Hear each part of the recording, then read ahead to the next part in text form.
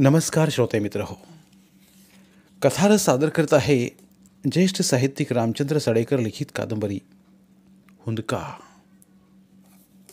प्रकरण 14. शुभमंगल सावधान. अंतरपाट दूर करीत दोन्ही भटजींनी गरज केला आणि बिंदू व वामन यांनी एकमेकांच्या गळ्यात हार घातले. मोजक्याच उपस्थित मंडळींनी त्यांच्यावर अक्षता टाकल्या होत्या. वामन आणि बिंदूचे लग्न लागले होते. एकमेकांच्या गळ्यात हार घालताना दोघेही समाधानाने हसले होते. 2.5 वर्षांच्या काळात साऱ्या अडीअडचणीवर दोघांनी मात केली होती. बिंदूने घरचा विरोध ठामपणे ठोकरला होता, तर वामन शंतनुरावांच्या रागालोभाला बळी पडला नव्हता. शंतनुरावांनी त्याला वेगवेगळी आमिषे दाखवली होती. काही वेळेला त्याच्या भावनेलाही हात घालण्याचा प्रयत्न केला गेला होता, पण प्रत्येक वेळी बिंदूने त्याला सावरलं होतं. त्याची दोलायमान स्थिती होताच बिंदू कणखर राहिली होती. नाव लिहा बायकोचे, भटजींनी त्याच्यासमोर तांदळाचे ताट सरकवीत म्हटलं. हा आपले नाव काय ठेवतो हे उत्सुकतेने बिंदू पाहत असतानाच वामनने तांदळात फक्त बोट खुपसलं होतं. अगदी टिंब काढल्यासारखं केलं होतं. नाव लिहा, भटजी पुन्हा म्हणाले. लिहिले की, वामन मिस्किलपणे म्हणाला. हा काय बिंदू काढलाय? बिंदूने त्याला चिमटा काढला. नाव का नाही बदललेस माझे? कारण मला ही बिंदू फार आवडते. याच बिंदूवर मी प्रेम करतो. ही बिंदूही माझ्यावर फार प्रेम करते. वामन तिला डोळ्यात साठवीत म्हणाला. आज मी या बिंदूचं नाव बदललं आणि नावाबरोबरच स्वभाव बदलला तर? ही बिंदू नाव बदलताच माझ्यावर प्रेम करायचं विसरली तर? त्याच्या बोलण्याने बिंदू सुखावली होती. वेडा आहेस. माझे नाव बदलले तरी मी तुझ्यावरच प्रेम करणार. तू माझा आहेस. भटजी ऐकताहेत सारं? वामन मिस्किलपणे म्हणाला आणि बिंदूने त्याच्यावर डोळे वटारले. लग्नाचा सोहळा संपला. वामन आणि बिंदू शंतनुरावांच्या पाया पडले. पप्पा, आशीर्वाद द्या, बिंदू म्हणाली. पण शंतनुरावांच्या ओठांतून आशीर्वादपर एकही शब्द बाहेर पडला नव्हता. शकुंतलाबाईंनी तर चक्क त्यांच्याकडे पाठ फिरवली होती. आपल्या आईवडिलांच्या वागण्याने बिंदू घायाळ झाली होती. गेले वर्षभर तिच्यामुळे बंगल्यात तणाव निर्माण झाला होता. वामनचा विषय निघताच तिने कोणाचीही भीडभाड ठेवली नव्हती. केव्हा केव्हा तर तिच्याकडून कळत नकळतपणे शंतनुराव आणि शकुंतलाबाई अपमानित झाले होते. तोच राग अजून शकुंतलाबाईंच्या मनात होता. शंतनुरावही दुखावले गेले होते. आपले म्हणणे धुडकावून लावून अखेर बिंदूने स्वतःचेच म्हणणे खरे केले याचेच त्यांना वाईट वाटले होते. मुख्य म्हणजे वामन त्यांना जावई म्हणून पूर्णपणे नापसंत होता. वामनला पहिल्यापासून पाण्यात पाहणाऱ्या नागेशलाही वामनशी जोडले गेलेले हे नवीन नाते आवडले नव्हते. नागेश, जे काही झालं ते विसर, नागेश जवळ येत बिंदू दाटलेल्या आवाजात म्हणाली. वामनचा द्वेष करू नकोस आणि माझ्यावरही राग धरू नकोस. इतर कोणी भाऊ असता तर विरघळला असता त्या क्षणी, पण नागेशवर बिंदूच्या बोलण्याचा काहीही परिणाम झाला नव्हता. या लग्न समारंभात तो मनापासून सामील झालाच नव्हता. त्याचा भावनारहित चेहरा पाहून बिंदूला रडू कोसळले. सर्वजण तिच्या विरुद्ध गेले होते. केवळ कर्तव्य बुद्धीने शकुंतलाबाई आणि शंतनुराव लग्नात वावरले होते. लग्न लावून देताच ते तिचे कोणी नव्हते. मुलगी सासरी जाण्याचा, मुलीची पाठवणी करण्याचा प्रसंग त्या दिवशी उत्कटपणे रंगलाच नाही. बिंदू फक्त ओक्साबोक्शी रडली. शकुंतलाबाई आणि शंतनुरावांचे डोळे मात्र कोरडेच होते. दोघांपैकी एकानेही बिंदूला जवळ घेऊन तिच्या पाठीवरून मायेचा हात फिरवला नव्हता. वामनच्या लक्षात सारा प्रकार आला होता. आपल्यामुळं बिंदू आईवडिलांना दुरावली याचं त्याला वाईट वाटलं होतं. जेव्हा सर्वजण तटस्थपणे बिंदूकडे पाहत होते तेव्हा वामनच बिंदूजवळ गेला होता. डावा हात तिच्या खांद्याभोवती टाकून त्याने तिला जवळ ओढले होते. बिंदू चटकन त्याच्या कुशीत शिरली होती. त्याच्या स्पर्शात प्रेम होतं, आणि मिठीत सुरक्षित होतं. हॉल बाहेर पडण्या अगोदर बिंदूने डोळे भरून आपल्या आईवडिलांना आणि भावाला पाहून घेतलं. येते मी, भिजल्या आवाजात ती म्हणाली आणि वामनचा हात धरून निघाली. वामनसह ती टॅक्सीत बसली तेव्हा मात्र तिने मागे वळून पाहिले नाही. शंतनूरावांना वामन पसंत नव्हता, तरी बिंदू त्यांची लाडकी मुलगी होती. तिच्यासाठीच त्यांनी लग्नाला होकार दिला होता आणि तिच्या सुखाचा विचार करून वामन बिंदूसाठी त्यांनी अंधेरला साकीनाक्याजवळ एक छोटासा फ्लॅट खरेदी करून बिंदूला भेट म्हणून दिला होता. हा फ्लॅट विकत घेताना त्यांनी बिंदूशी विचारविनिमय केला होता आणि तिचा होकार मिळताच पाऊल पुढे टाकले होते. वामन बिंदूची टॅक्सी दृष्टीआड होताच मात्र शंतनूरावांचे डोळे भरून आले होते. शकुंतलाबाई त्यांच्या खांद्यावर मान ठेवून रडू लागल्या होत्या. नागेशलाही वाईट वाटलं होतं. वामनबद्दल त्याच्या मनातील द्वेष पराकोटीला पोचला होता, पण बिंदूबद्दल त्याच्या मनात ममत्व होतं. हळूच त्याने आपले डोळे पुसले होते. आपल्या भावनांवर नियंत्रण ठेवण्यास आपण शिकायला हवं असं तो स्वतःच्या मनाला बजावित होता. आपण उथळ वागता कामा नये याचीही त्याला जाणीव होती, कारण शंतनूरावांनी त्याला आपल्या कंपनीच्या मॅनेजमेंटमध्ये सामावून घेतलं होतं. आता तो शंतनू ऑक्झिलियरी प्रायव्हेट लिमिटेड या कंपनीचा सर्वात तरुण डायरेक्टर होता. टॅक्सीमध्ये बिंदू वामनला अगदी बिलगून बसली होती. जेव्हा दोघांनीही नव्या फ्लॅटमध्ये प्रवेश केला होता तेव्हा दोघांचेही चेहरे प्रफुल्लित झाले होते. वामनचे स्वप्न साकार झाले होते. ते त्याचं घर होतं. या घराचा तो मालक होता आणि जिच्यावर त्याचे प्रेम होते ती बिंदू त्याची पत्नी होती. बिंदू, मामा मामी दुरावले याचं वाईट वाटतं मला. अखेर वामनने आपलं मन मोकळं केलं होतं. त्यांचे आशीर्वाद आपल्या संसाराला मिळायला हवे होते. बिंदू काही बोलली नाही. उठून ती खिडकीजवळ गेली. बाहेर अंधार पसरला होता. शंतनूरावांनी आणि शकुंतलाबाईंनी आपल्याशी अबोला धरला याचं तिलाही वाईट वाटलं होतं. विशेषतः दोघांनी आशीर्वाद दिला नाही हे तिच्याही मनाला लागून राहिलं होतं. वामन तिच्याजवळ गेला. तिला त्याने आपल्या दिशेला वळवलं आणि तिच्या डोळ्यात अश्रू पाहून तो व्याकुळ झाला. मामा मामीची आठवण येते आहे तुला? प्रथम एक खुंदका बिंदूच्या ओठांतून बाहेर पडला आणि नंतर ती हमसाहमशी रडू लागली. वामनने तिला जवळ घेतलं. तिचा रडण्याचा भर ओसरेपर्यंत तो स्तब्ध उभा होता. मी तुझ्यावर अफाट प्रेम करीन बिंदू, घहिवरल्या आवाजात तो म्हणाला होता. आई वडील नसले तर काय हाल होतात हे मी अनुभवलं आहे बिंदू. त्याच्या आवाजातील स्पंदने बिंदूच्या हृदयाला भिडली होती.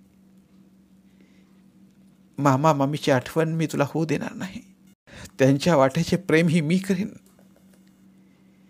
त्याच्या भाबड्या बोलाने बिंदूला भडभडून आले होते.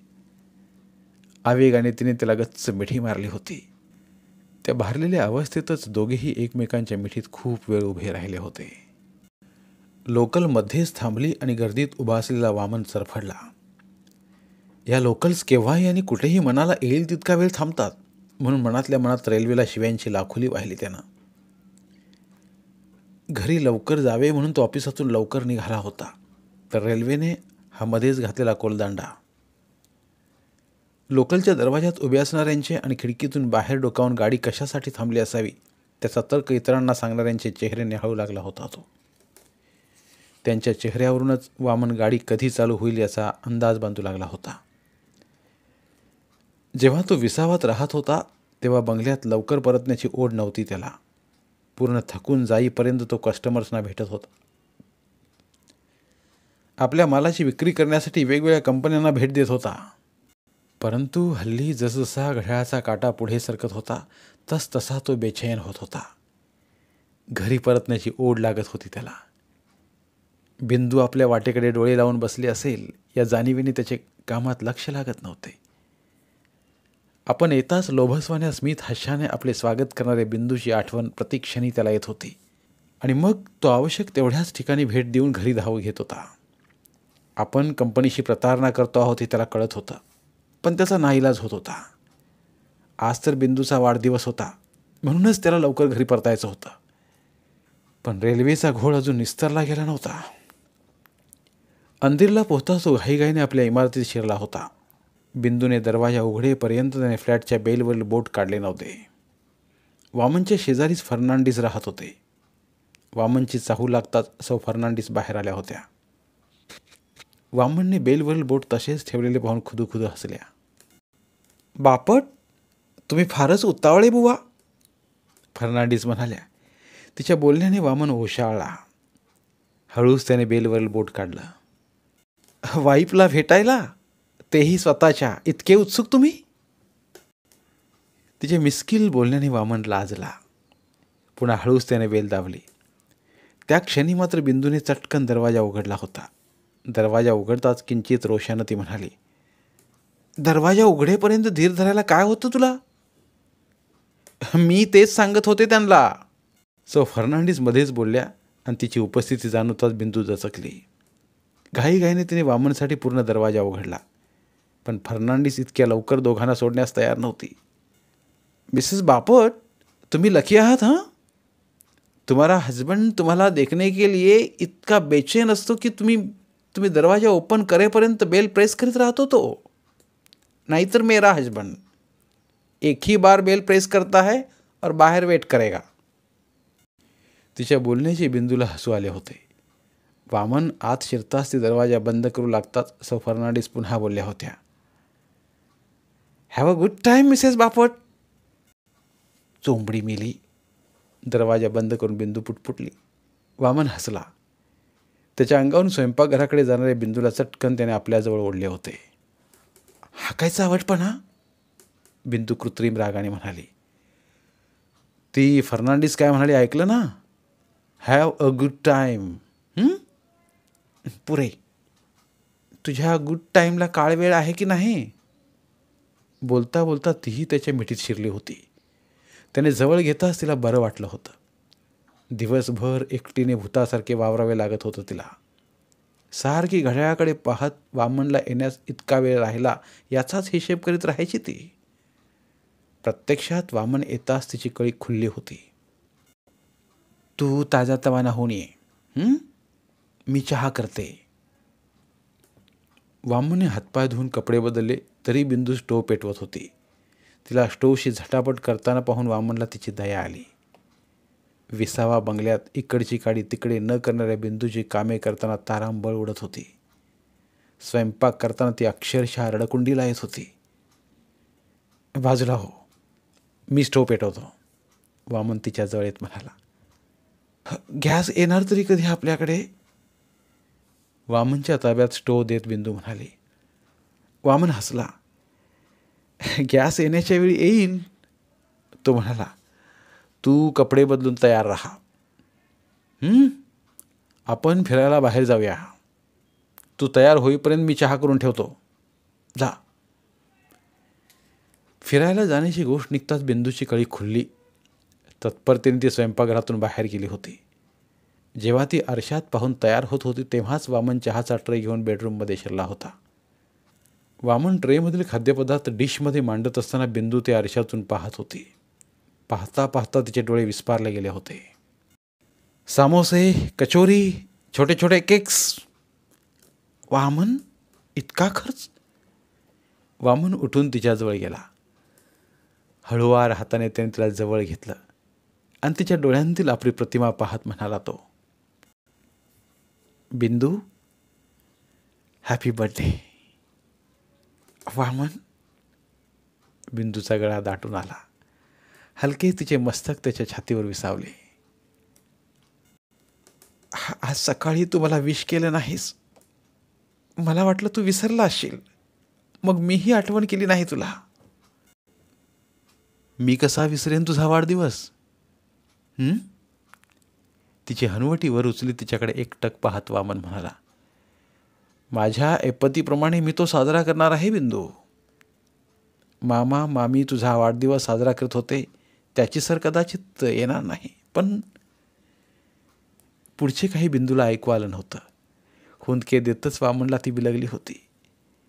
नेहमी तिचा वाढदिवस जोरात साजरा करणारे शंतनुराव आणि शकुंतलाबाई लग्नानंतर तिला पूर्ण विसरून गेले होते. एवढी अढी मनात त्यांच्या वामनशी लग्न केल्याबद्दल विकल झाली होती बिंदू. शंतनुराव आणि शकुंतलाबाईची तिला तीव्रतेने आठवण झाली होती आणि तिच्या हुंदक्यांची तीव्रताही वाढली होती. तिचं सांत्वन करण्यास वामनला शब्द सापडत नव्हते. वामनने केलेला चहा थंडगार झाला होता. आपण एकदा पप्पा मम्मीला भेटायला गेलो तर. बिंदूच्या बोलण्यात प्रश्न दडलेला नव्हता, तर ती विनंती वजा सूचना होती. त्यामुळेच वामन दचकला होता. काहीशा अविश्वासाने तिच्याकडे पाहताच तिने मात्र त्याची नजर चुकवली होती. रविवारची सकाळ होती ती. सारे काही आरामात चालले होते. वामन वर्तमानपत्र वाचत बसला असतानाच बिंदू त्याच्या शेजारी येऊन बसली होती. त्याचे वर्तमानपत्र खेचून बाजूला ठेवीतच तिने शंतनुराव आणि शकुंतलाबाईंकडे जाण्याचा विषय काढला होता. त्यांनी आपल्याशी संबंध तोडले आहेत बिंदू, शांत स्वरात वामन उत्तरला. पण म्हणून आपणही संबंध तोडायचे? आपण कुठे संबंध तोडले आहेत? लग्नानंतर आपण गेलो होतो ना. बिंदू चुप्प बसली. वामनच्या बोलण्याने तिला निरुत्तर केलं होतं. लग्नानंतर महिन्याभराने ते दोघे विसावा बंगल्यावर गेले होते. बिंदूने खूप वेळा त्या अगोदर फोनवरून शंतनुराव आणि शकुंतलाबाईंशी बोलण्याचा प्रयत्नही केला होता, पण प्रत्येक वेळी तिच्याशी भिकूच बोलला होता. पप्पा मम्मी दोघेही आपल्यावर रागावले आहेत हे ओळखून होती ती. म्हणूनच त्यांचा राग घालवण्यासाठी, प्रत्यक्ष त्यांना भेटण्यासाठी तिने वामनची मनधरणी केली होती. वामनच्या मनाची चलबिचल झाली होती त्यावेळी. आपले स्वागत होणार नाही हे तो जाणून होता, तरीही बिंदूचे मन राखण्यासाठीच तो तिच्याबरोबर गेला होता. अगदी थंड स्वागत झाले होते दोघांचे. शकुंतलाबाई आणि शंतनुराव वामनशी बोललेच नाहीत, तर बिंदूच त्या दोघांशी बोलत होती. बिंदूशीही एका चकार शब्दाने ते बोलले नव्हते. कामाचे निमित्त सांगून शंतनुराव सरळ बाहेर निघून गेले होते आणि शकुंतलाबाईही स्वयंपाकघरात निघून गेल्या होत्या. बिंदूला त्यांचे वागणे बोचले होते. तिची आणि वामनची अजिबात विचारपूस केली नव्हती दोघांनी. दिवाणखान्यात दोघांना एकटे सोडण्यात आले तेव्हा आपण निघून जावे हा इशारा आपल्याला देण्यात आला आहे हे बिंदू उमजली होती. व्यथित अंतकरणाने दोघेही अंधेरीला परतले होते. रात्रभर बिंदू रडत राहिली होती आणि थंडगार उसासे सोडत राहिली होती. ती आठवण स्मरणातून अजून पुसली गेली नसताना बिंदू पुन्हा शंतनुराव शकुंतलाबाईंना भेटावे असं म्हणत होती. बिंदू इवलेसे तोंड करून बसताच वामनला वाईट वाटलं. आपल्यासाठी तिने साऱ्या जगाला ठोकरले, ऐश्वर्यावर लाथ मारली आणि आपण मानापमानाच्या गोष्टी घेऊन बसलो. हे त्याला पटलं नाही.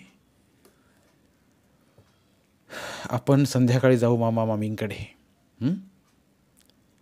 तो आश्वासक स्वरात म्हणाला आणि बिंदू चकित झाली. खरंच? फुललेल्या चेहऱ्याने तिने विचारलं. वामनने होकारार्थी मान हलवली. आनंदाने तिने वामनला मिठी मारली होती.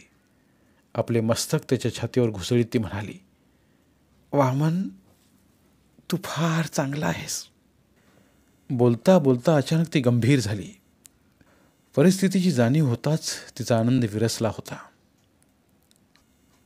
तिथे तुझा अपमान झाला तर? तिने विचारले. तिथे माझा मान राखला गेला तरच मला विचित्र वाटेल. किती सहजपणे वामन सत्य बोलून गेला होता, पण त्याच्या बोलण्याने बिंदूच्या काळजाला मात्र घरे पडली होती. नको जाऊया आपण. तिने क्षणात विचार बदलला होता. नाही बिंदू, तुला मामा मामींना पाहायची इच्छा झाली आहे ना, आपण जाऊया. खरं सांगू, तुझ्यासाठी काहीही दिव्य करण्याची माझी तयारी आहे.